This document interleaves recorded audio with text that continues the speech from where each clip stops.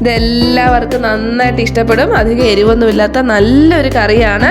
എല്ലാവരും ചെയ്ത് നോക്കണേ. ഇതെങ്ങനെയാ ചെയ്യുന്നതെന്ന് നോക്കിയാലോ.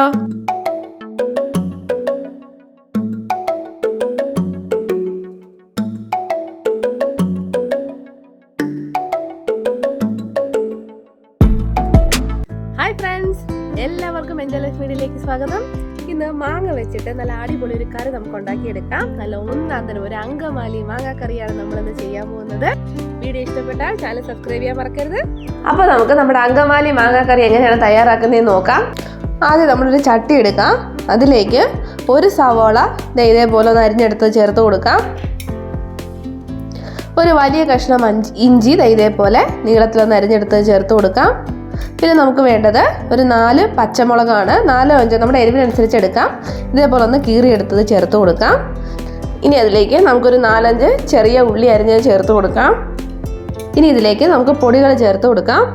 നമുക്കൊരു 1/2 ടീസ്പൂൺ മഞ്ഞൾപ്പൊടി ചേർക്കാം. ഒരു 1.5 ടീസ്പൂൺ മല്ലിപ്പൊടി ചേർത്ത് കൊടുക്കാം. 1 ടീസ്പൂൺ മുളക് പൊടി. ഇനി നമ്മളിതിലേക്ക് നല്ല ഫ്രഷ് കറിവേപ്പിലയാണ് ചേർക്കാൻ പോകുന്നത്. ഇനി നമുക്കിതിലേക്ക് കുറച്ച് വെളിച്ചെണ്ണ ചേർത്ത് കൊടുക്കാം. ഇനി നമ്മുടെ കൈ വെച്ചിട്ട് ഇത് നന്നായിട്ടൊന്ന് മിക്സ് ചെയ്ത് കൊടുക്കാം. ആ മസാലയും ഉള്ളിയൊക്കെ നന്നായിട്ടൊന്ന് മിക്സായിട്ട് വരണം.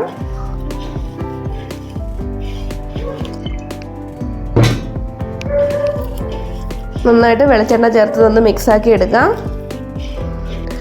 ഇനി ഇതിലേക്ക് നമ്മൾ എടുത്ത് വെച്ചിട്ടുള്ള മാങ്ങ ഇതുപോലെ തൊലി കളഞ്ഞ് ചെറിയ കഷ്ണങ്ങളാക്കി ഉള്ളത് ചേർത്ത് കൊടുക്കാം.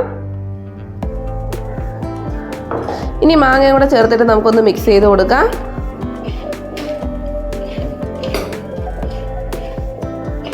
ഇനി നമുക്ക് ആവശ്യത്തിനുള്ള ഉപ്പ് ചേർത്ത് കൊടുക്കാം. ഉപ്പുകൂടി ചേർത്തിട്ടൊന്ന് മിക്സ് ചെയ്യാം. ഇതുവരെ നമ്മൾ ഫ്ലെയിം ഒന്നും ഓൺ ചെയ്തിട്ടില്ല. ഇനി നമുക്കിതിലേക്ക് തേങ്ങയുടെ 2-ാം പാല് ചേർത്ത് കൊടുക്കാം. ഈ 2-ാം പാല് കിടന്ന് വേണം ഇതൊന്ന് വെന്ത് വരാനായിട്ട്. 2-ാം പാല് ചേർത്ത് കൊടുക്കാം. ഇനി നമ്മൾ ഫ്ലെയിം ഓണാക്കി കൊടുക്കുക. ഈ തേങ്ങയുടെ 2-ാം പാലിൽ കിടന്നിട്ട് ഇത് നന്നായിട്ടൊന്ന് തിളച്ച് വരട്ടെ. നമുക്കൊന്ന് മൂടി വെച്ച് കൊടുക്കാം. നമ്മളിത് മൂടി വെച്ച് വേവിക്കാൻ തുടങ്ങിയിട്ട് ഏകദേശം ഒരു 10 മിനിറ്റ് ആയിട്ടുണ്ട്. നമുക്കൊന്ന് തുറന്ന് നോക്കാം. നമ്മുടെ കറിയൊക്കെ നന്നായിട്ട് തിളച്ച് വന്നിട്ടുണ്ട്. കണ്ടോ? നന്നായിട്ട് ഒന്ന് കുറുകി വരുമ്പോഴേക്കും നമ്മൾ മാങ്ങയല്ല, അതിനൊന്നും അധികം വേവൊന്നുമില്ല, പെട്ടെന്ന് വെന്ത് കിട്ടും. മാങ്ങയും സവോളയൊക്കെ ഉള്ളൂ അതിനകത്ത് വേവാനായിട്ട്. അപ്പോൾ ഈ 2-ാം പാലിൽ കിടന്ന് നന്നായിട്ടൊന്ന് കുറുകി വരുമ്പം നമുക്ക് തേങ്ങയുടെ 1-ാം പാല് ചേർത്ത് കൊടുക്കാം. 2-ാം പാൽ ഒഴിച്ച് നമ്മുടെ കറിയൊക്കെ നന്നായിട്ട് കുറുകി വന്നിട്ടുണ്ട്. ഇനി നമുക്കതിലേക്ക് തേങ്ങയുടെ 1-ാം പാല് ചേർത്ത് കൊടുക്കാം. 1-ാം പാല് ചേർത്ത് കഴിഞ്ഞാൽ തിളയ്ക്കേണ്ട ആവശ്യമൊന്നുമില്ല. ജസ്റ്റ് ഒന്ന് ചൂടായാൽ മതി. ഒരുപാട് അങ്ങ് തിളപ്പിക്കേണ്ട. ഇനി ജസ്റ്റ് ഇതൊന്ന് ചൂടായി വന്നാൽ നമുക്ക് ഫ്ലെയിം ഓഫ് ചെയ്യാം. നമ്മുടെ കറി ഒന്ന് താളിക്കുന്നതിനായിട്ട് നമുക്കൊരു പാൻ അടുപ്പത്ത് വെക്കാം. അതിലേക്ക് കുറച്ച് വെളിച്ചെണ്ണ ഒഴിച്ച് കൊടുക്കാം.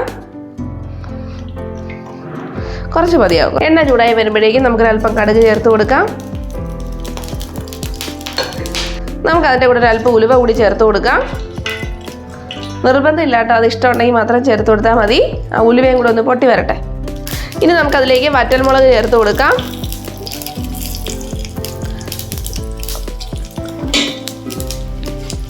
ഞാനൊരു 3 വറ്റൽമുളക് ചേർത്തിട്ടുണ്ട്. കറിവേപ്പില കൂടി ചേർക്കാം. ഇനി അതിലേക്ക് ഞാൻ കുറച്ച് ചെറിയ ഉള്ളി ഇതേപോലെ ഒന്ന് അരിഞ്ഞെടുത്ത് ചേർക്കുന്നുണ്ട്.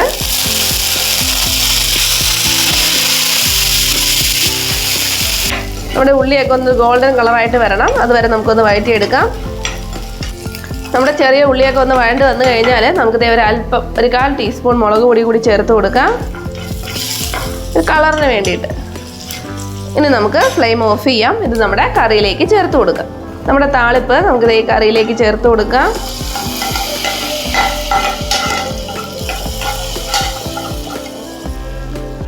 അപ്പോൾ നമ്മുടെ അങ്കമാലി മാങ്ങ കറി തയ്യാറായിട്ടുണ്ട്. നമുക്ക് അധികം പരിപാടികളൊന്നുമില്ല, പെട്ടെന്ന് തന്നെ ചെയ്തെടുക്കാം. ഒരു 2 മാങ്ങ ഉണ്ടെങ്കിൽ നമുക്ക് ഈസി ആയിട്ട് ചെയ്തെടുക്കാൻ പറ്റിയ കറിയാണ്. മീൻകറി മാറി നിൽക്കും നമ്മുടെ ഈ കറിയുടെ മുന്നിൽ.